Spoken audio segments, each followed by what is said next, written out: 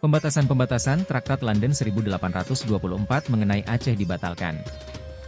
Sejak itu, usaha-usaha untuk menyerbu Aceh makin santer disuarakan, baik dari negeri Belanda maupun Batavia. Para ule balang Aceh dan utusan khusus Sultan ditugaskan untuk mencari bantuan ke sekutu lama Turki.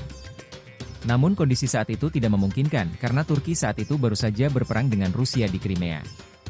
Usaha bantuan juga ditujukan ke Italia, Prancis hingga Amerika namun nihil. Dewan Delapan yang dibentuk di Penang untuk meraih simpati Inggris juga tidak bisa berbuat apa-apa. Dengan alasan ini, Belanda memantapkan diri menyerang ibu kota. Maret 1873, pasukan Belanda mendarat di pantai Cermin Meoraksa menandai awal invasi Belanda Aceh. Perang Aceh. Perang Aceh dimulai sejak Belanda menyatakan perang terhadap Aceh pada 26 Maret 1873 setelah melakukan beberapa ancaman diplomatik, tetapi tidak berhasil merebut wilayah yang besar.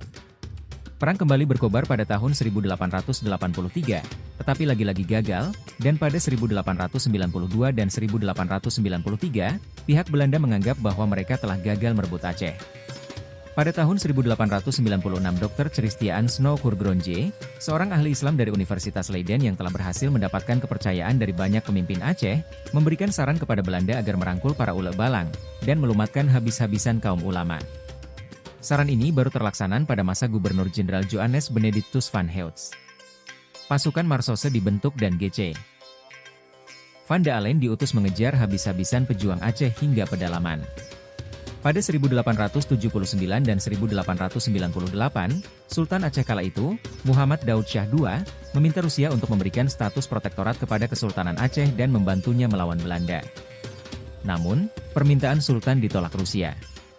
Pada Januari tahun 1903 Sultan Muhammad Daud Shah akhirnya menyerahkan diri kepada Belanda setelah dua istrinya, anak serta ibundanya terlebih dahulu ditangkap oleh Belanda. Panglima Polem Muhammad Daud, Tuanku Raja Keumala, dan Tuanku Mahmud menyusul pada tahun yang sama pada bulan September. Perjuangan dilanjutkan oleh ulama keturunan Teuku Cik di Tiro dan berakhir ketika Teungku Mahidin di Tiro atau lebih dikenal Teungku Maya tewas 1910 di Gunung Halimun. Restorasi.